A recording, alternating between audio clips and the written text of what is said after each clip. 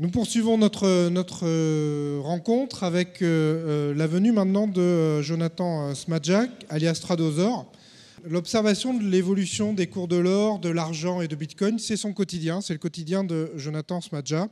Et il est notre expert, notre partenaire expert en analyse technique et graphique depuis quasiment la création d'Ocofre. Vous pouvez retrouver chaque lundi, comme je vous l'ai dit tout à l'heure, sur le blog L'or et l'argent, son analyse hebdomadaire en vidéo. Vous retrouvez aussi cette vidéo sur sa propre chaîne YouTube. Et chaque année, il nous fait le plaisir de venir prendre le risque de faire des prévisions et non pas des prédictions sur le comportement des cours des métaux précieux pour les mois à venir. Je vous demande donc d'accueillir chaleureusement Tradosaur, alias Jonathan Smadjak. Merci. Bonjour.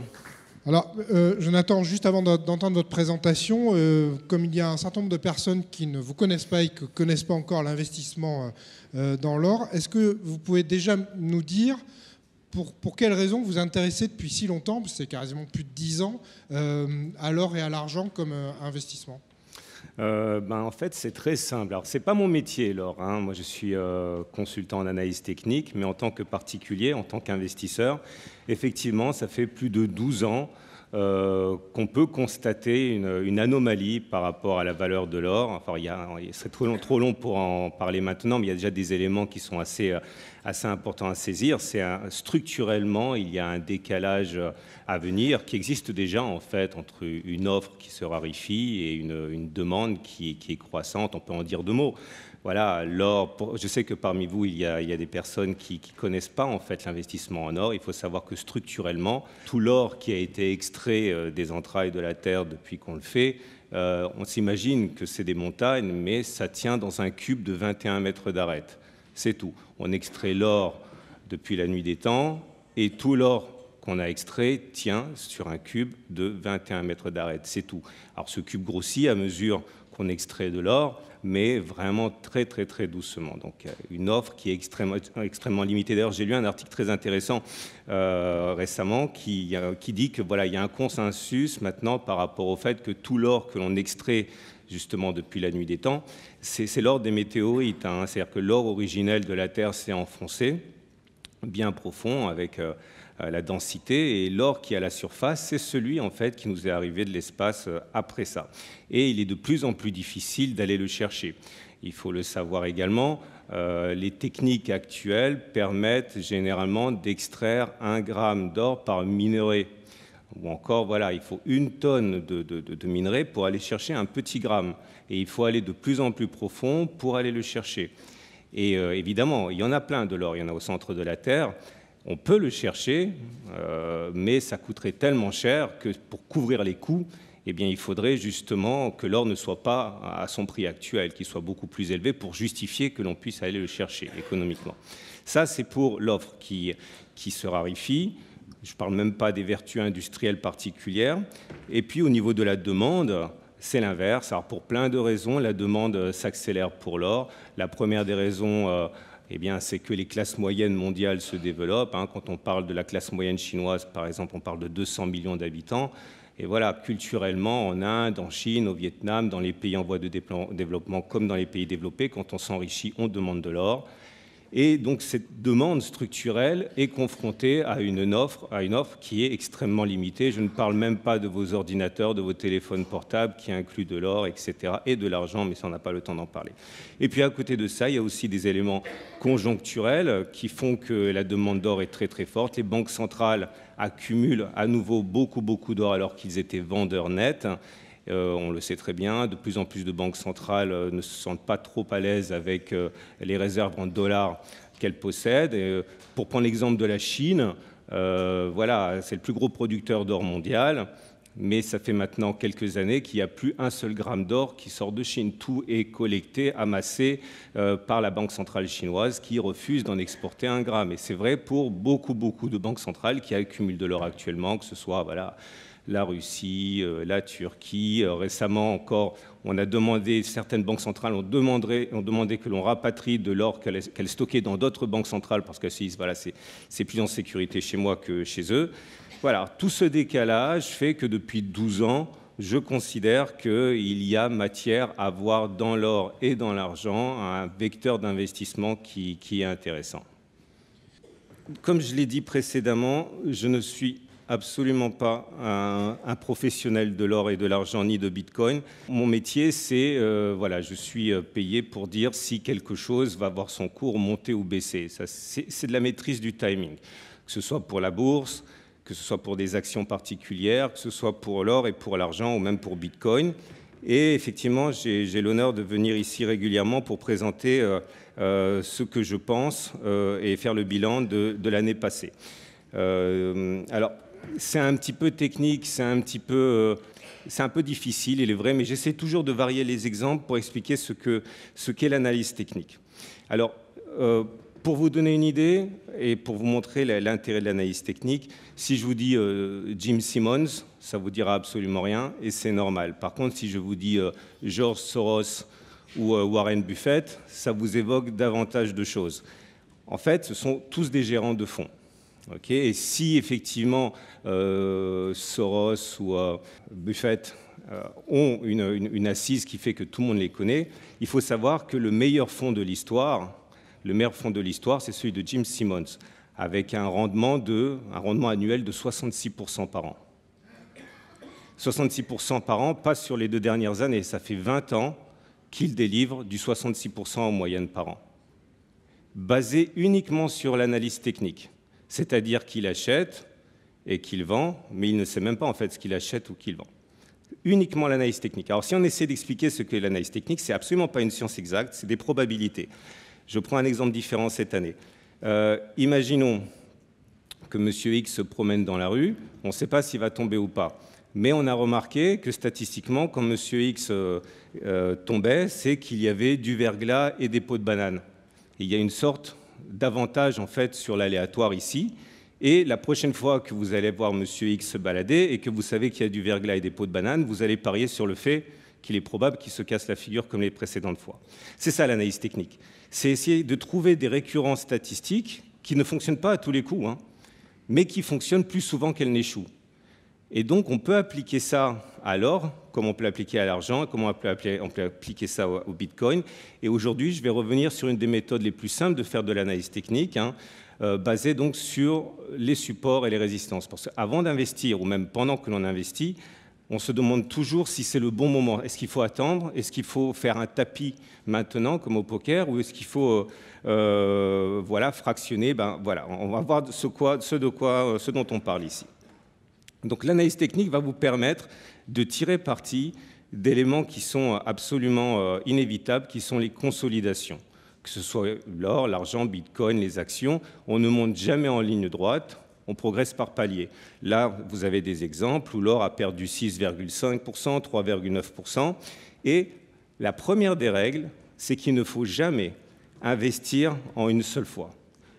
Dans l'or, dans l'argent, mais dans quoi que ce soit. Parce que si vous investissez en une seule fois, vous risquez justement d'acheter à un moment qui précède une correction, et les corrections sont inévitables, je répète. En fractionnant votre mise, en n'achetant pas, par exemple, 1000, mais 10 fois 100, on peut faire de ces baisses des alliés et tenter de rentrer à un moment qui précède une nouvelle hausse. Je le répète, ce n'est pas une martingale, ça ne fonctionne pas à tous les coups, mais ça fonctionne plus souvent que ça n'échoue. Alors, la règle de base, quand on fait de l'analyse technique, c'est ce qu'on appelle le support horizontal. Le support horizontal, c'est une zone comme celle-ci qui, historiquement, montre que les cours ont tendance à repartir à la hausse lorsque l'on sollicite ce support. Ici, la zone des 163 à 165 était une zone, ça fait longtemps que l'or n'est pas à 103 $, mais c'était une zone qui, historiquement, montrait que les acheteurs avaient tendance à prendre le dessus sur les vendeurs, provoquant donc un sursaut. Un autre exemple, ici, encore il y a plus longtemps, lorsque l'or était à 113, 115, on voyait que, historiquement, s'il fallait acheter à un moment, c'était sur la zone des 113, 115, parce qu'on avait tendance à assister à une réaction d'orgueil sur ce niveau. Qu'est-ce que ça veut dire techniquement?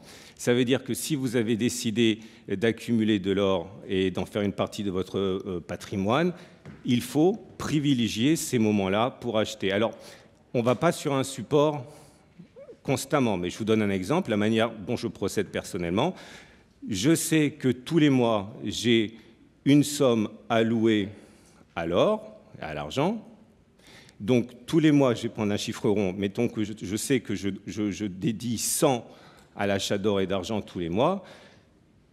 Si le mois qui vient de s'écouler a vu une situation sur laquelle on est venu sur un support, eh bien, tant mieux, j'achète. Si on ne l'a pas fait, eh bien, j'attends et ça gonfle ma cagnotte pour le mois prochain et j'investirai 200, voire 300 si c'est dans 3 mois, au moment où on viendra sur ce support. Pardon.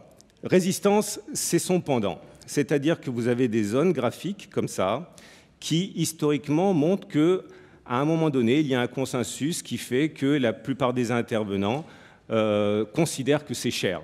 Et donc, on n'arrive pas à passer, là, c'est très clair, les 290, 293, c'était il y a de nombreuses années. Et on sait que, statistiquement, lorsque finalement le bouchon va sauter et qu'on va passer au-dessus de la résistance, il y a plus de chances pour que l'on ait une accélération haussière qu'à un autre moment M, où on ne sait pas ce qui va se passer. On procède de la même manière. Okay.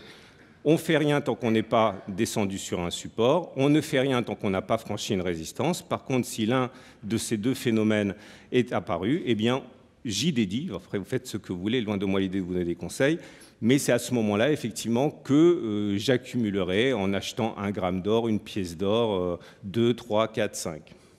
Avec une spécificité qu'il est très important de connaître quand on s'essaie à l'analyse technique, c'est que les résistances cassées changent de polarité et deviennent support.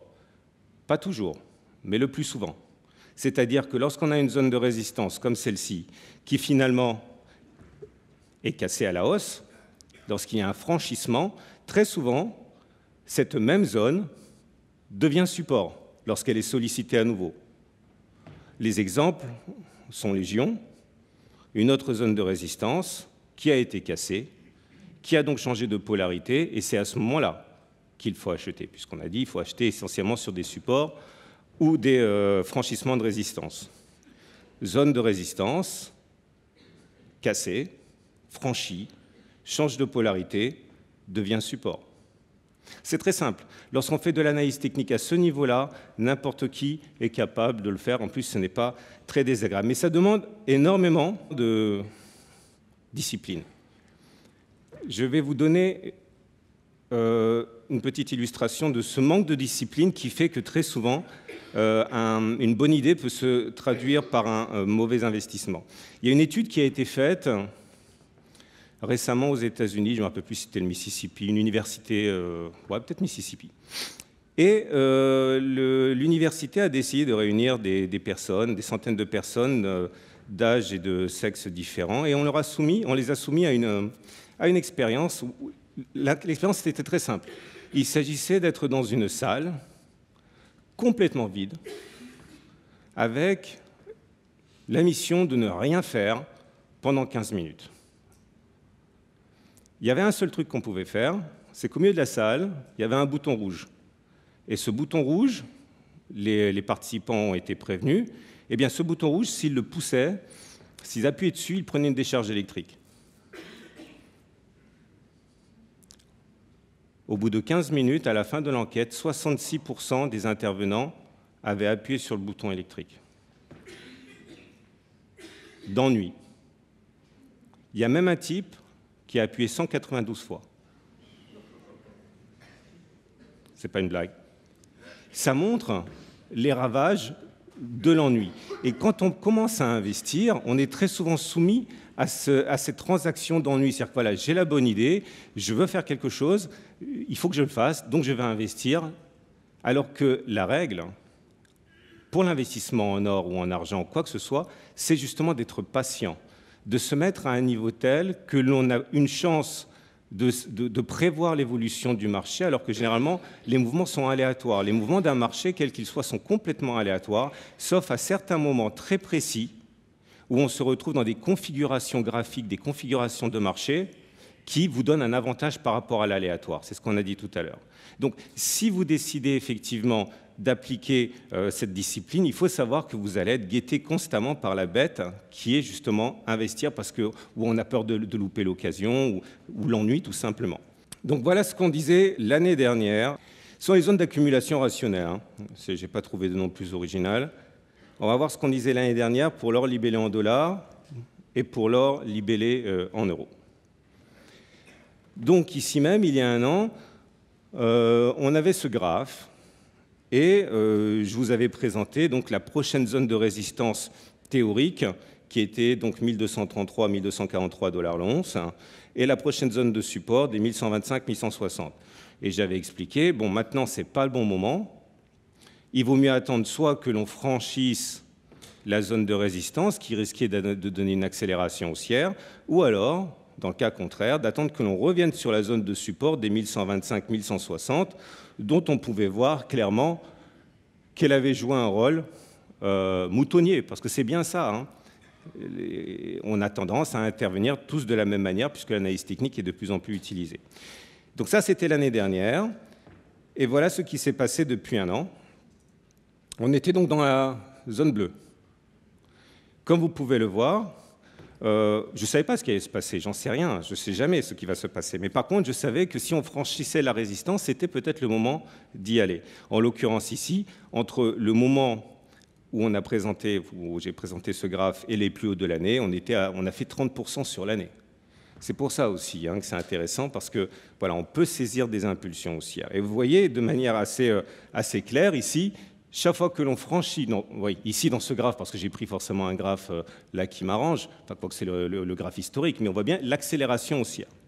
Alors j'ai émis une note d'alerte sur le site laurelinfo.net, et j'avais dit que là justement, on risque de baisser, on risque de stagner. Pourquoi? Parce qu'en fait cette zone que je n'ai pas indiquée correspond à une précédente résistance qui datait d'il y a plusieurs années, et donc on pouvait s'attendre à ce que ça baisse. Voilà ce qui s'est passé sur le marché de l'or en dollars depuis finalement quelques années, et je vous montre ce qu'aurait pu donner cette méthode vraiment très très simple. Donc, comme vous pouvez le voir, en 2010-2011, les cours ont explosé. Malheureusement, ceux qui ont été séduits par l'or à ce moment précis se retrouvent avec une moins-value, puisque maintenant on est là, on est bien d'accord. Okay, donc ceux qui auraient décidé de s'intéresser à l'or pour les meilleures raisons du monde, mais qui auraient décidé de faire un tapis à cette date-là, on était pour le frais puisqu'on a perdu, on est encore en retrait. Alors attention, parce que ça c'est l'or en dollars. Pour ce qui nous intéresse, nous, c'est-à-dire l'or libellé en euros, puisque nous fonctionnons avec l'euro, il faut savoir qu'en fait, en équivalent, on est là. On a réussi à regagner les niveaux historiques. Hein. Donc, mais pour l'or en dollars, si on était rentré en une seule fois, on était en moins-value si on l'avait acheté au plus haut. Alors que si vous aviez appliqué, si on applique la méthode qui consiste à uniquement acheter sur des retours support ou des franchissements de résistance, ça veut dire quoi? Là, on a un support. On est venu le toucher ici. Ça a cassé, on a acheté ici. Ça s'est effondré en 2013, on est revenu sur un autre support, ici. On a acheté, enfin j'ai acheté. J'espérais que ça remontait ou pas, c'est pas important, ça ne joue pas.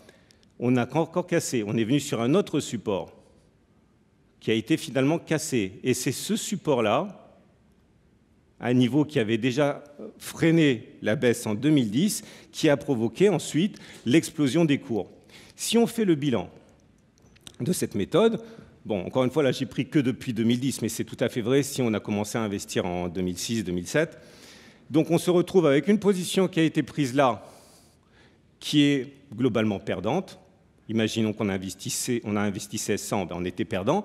Par contre, sur cette position-là, on est bien au-dessus, on est gagnant. Sur la suivante, on est également gagnant. Sur la suivante, on est encore gagnant. Et sur la dernière position qu'on a prise, on est encore gagnant. Et sur cette position-là, on est gagnant puisqu'on est ici. Donc, par le simple fractionnement des entrées, on peut tirer parti de l'évolution complètement aléatoire d'un actif. C'est pour ça qu'il faut fractionner.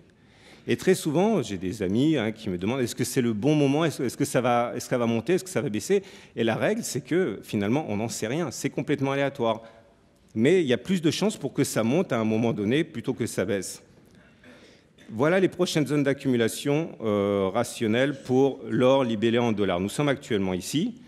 Est-ce que c'est le bon moment pour acheter? Moi, je n'achèterai pas maintenant. J'attendrai soit que l'on franchisse l'obstacle des 1520-1560, soit j'attendrai que les cours aillent chercher le support des 1350-1368, hein, puisque vous voyez bien, ça a été une zone de résistance ici, et ça a changé de polarité théoriquement, donc normalement sur ce niveau, ça devrait également monter. Maintenant, si ça descend encore en dessous, ce n'est pas grave, j'achèterai sur le prochain support. Donc là, ça fait quand même 3 mois que j'ai donné le bulletin, enfin l'alerte sur le blog. Forcément, ça fait 3 mois que je n'achète rien parce qu'on n'est pas en franchissement de résistance, on n'est pas sur un support. Donc pour l'instant, ma cagnotte mensuelle grossit pour être réinvestie au moment où quelque chose de notable apparaîtra. Alors là, c'est pareil, hein, comme l'a dit Benjamin, si vous ne vous sentez pas le tracé des rectangles, la mise à jour des zones d'accumulation est donnée sur mon site ou également sur le site, le blog de coffre.com, donc je le fais pour vous, ça, vous n'avez pas besoin de le faire. Pour le graphe libellé en euros cette fois, donc mieux pour les investisseurs de la zone euro, la zone d'accumulation rationnelle est donc 1380-1416 en franchissement. Il ne faut surtout pas acheter alors qu'on est dedans, puisqu'il y a plus de chances que ça baisse à ce moment-là que ça ne monte. Ou alors un retour sur les 1216-1250, zone qui normalement, statiquement, devrait donner quelque chose d'intéressant. Et pour l'argent, c'est pareil. Voilà ce que je disais l'année dernière. Je disais, bon, on sortait d'une période de consolidation assez forte qui était assez déprimante pour ceux qui étaient rentrés en 2017. Et je disais, bon, voilà, je ne sais pas ce qui va se passer, mais en tout cas, la zone des 11,7, 12,3, c'est une zone où, normalement, on pourrait avoir quelque chose. Et voilà ce qui s'est passé depuis 1 an. On était dans l'ellipse bleue, donc toujours pareil. Voilà. Ce n'est pas de la divination, c'est des statistiques, c'est des probabilités, c'est tout. Ce n'est pas pour ça que ça sera vrai la prochaine fois, mais sur 100 tentatives et 100 répétitions du process, ça fonctionne.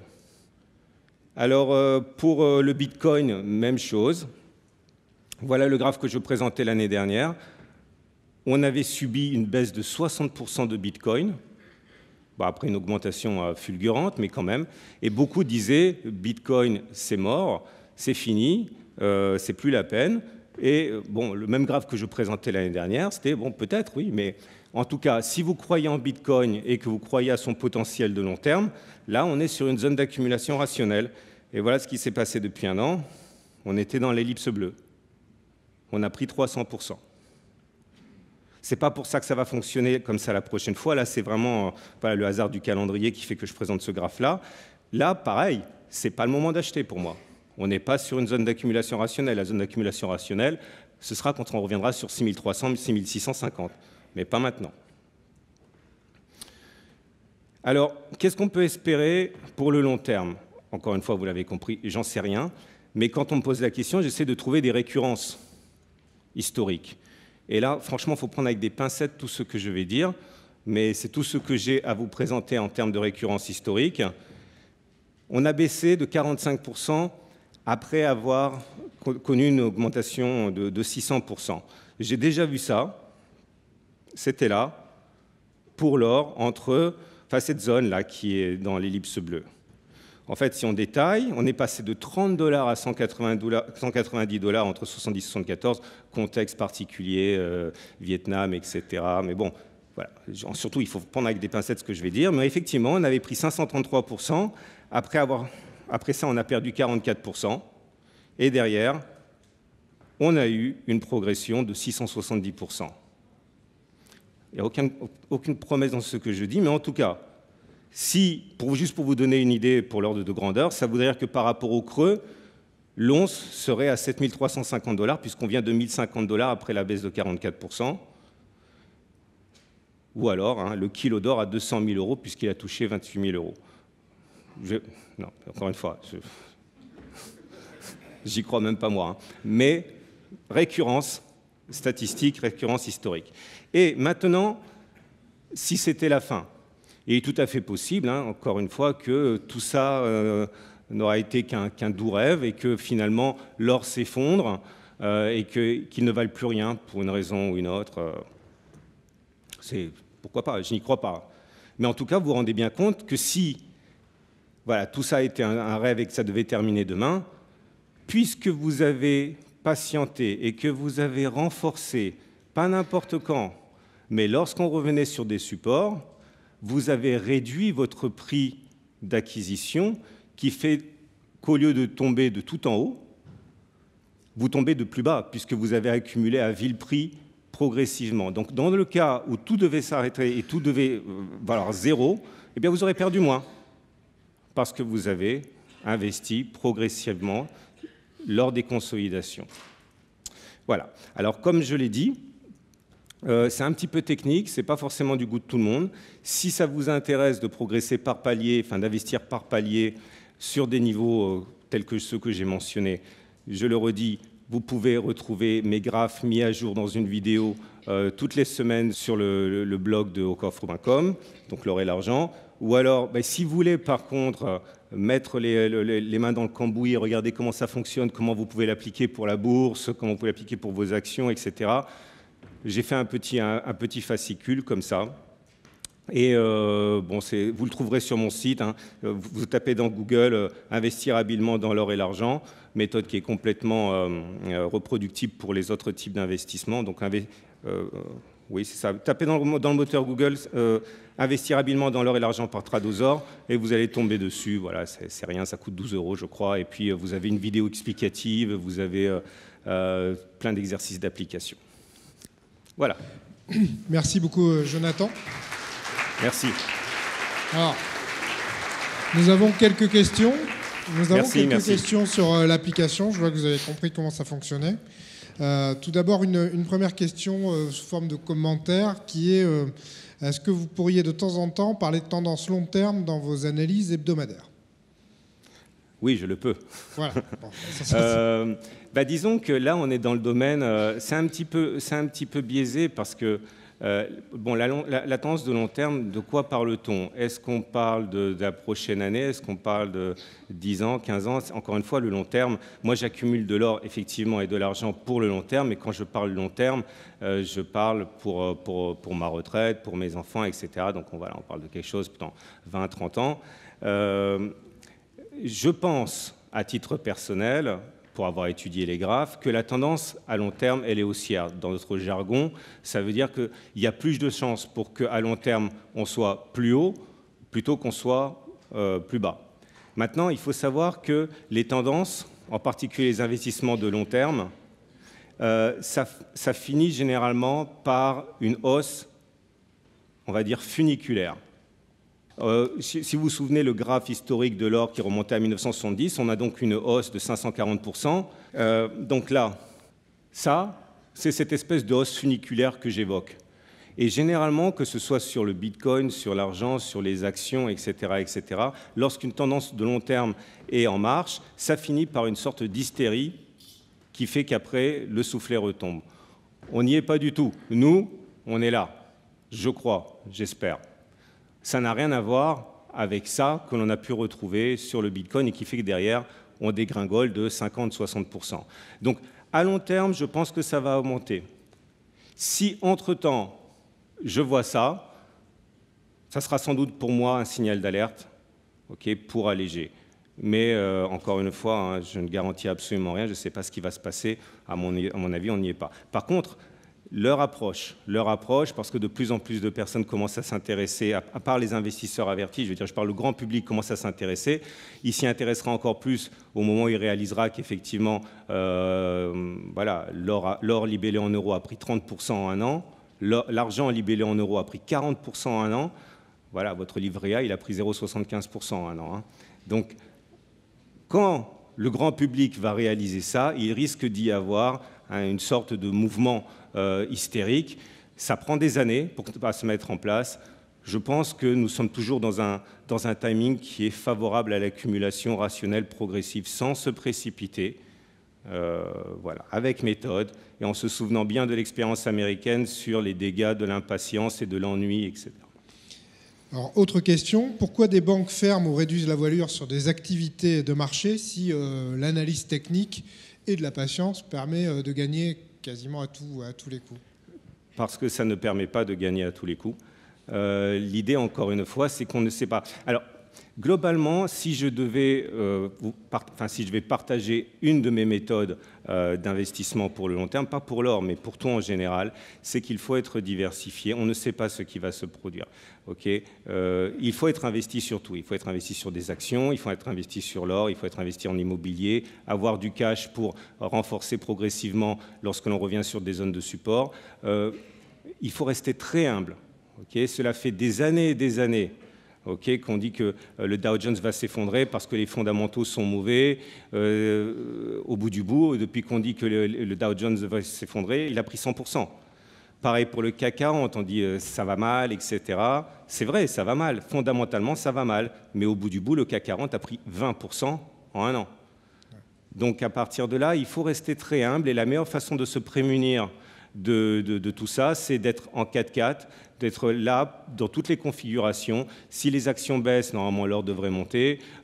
Si ce n'est pas le cas, l'immobilier au moins vous donne une sorte de coussin. Il faut du cash aussi pour pouvoir saisir les opportunités. Mais dans une situation où on ne connaît pas l'avenir, la meilleure des protections, c'est d'être diversifié, même si je suis très positif sur l'or. Voilà, il ne viendrait pas à l'esprit de mettre tous mes œufs dans le même panier. Alors justement, 2 questions sur ce thème. Dans votre portefeuille, si on a le droit d'avoir cette réponse-là, vous avez combien le poids de l'or, c'est quoi? C'est combien en pourcentage? C'est pas bien ce que je vais dire, mais je vais vous le dire quand même. J'en ai trop. J'en ai 20%, un peu plus. Pourquoi 20%? Ceux qui, encore une fois, les gestionnaires de patrimoine et ceux qui ont fait des corrélations très pointues sur tout ça, disent qu'il faut entre 5 et 10. Moi, j'ai la chance d'avoir investi il y a pas mal d'années, donc ça a gonflé, on va dire, artificiellement du fait de l'évolution.